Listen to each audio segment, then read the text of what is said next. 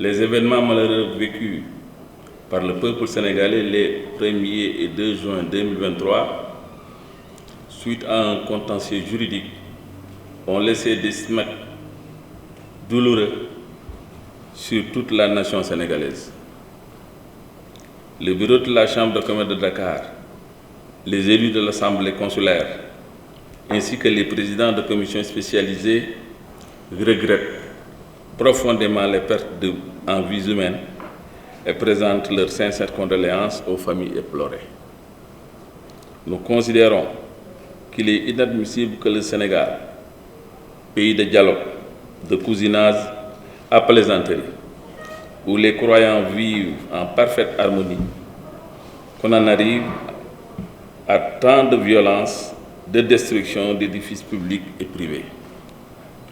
Sur ce chapitre, le secteur privé sénégalais dans sa globalité a payé un lourd tribut lors de ces jours de manifestation.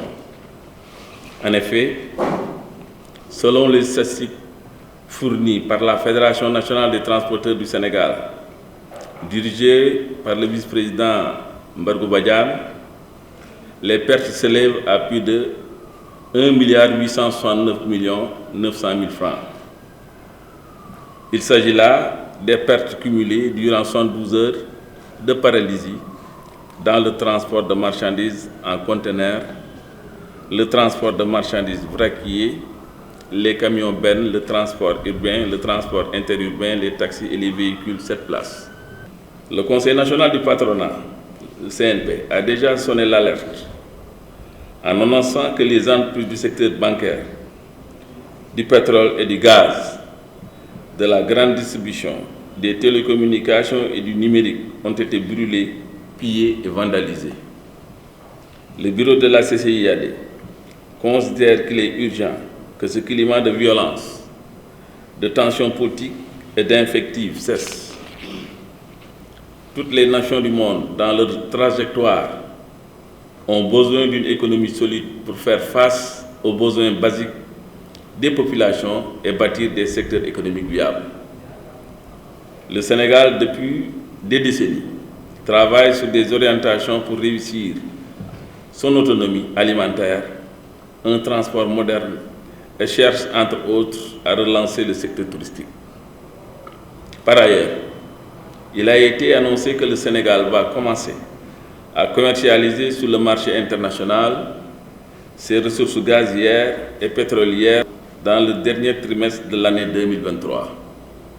Cette perspective heureuse pour l'économie sénégalaise va imprimer une fière allure à tous les secteurs économiques avec des retombées conséquentes.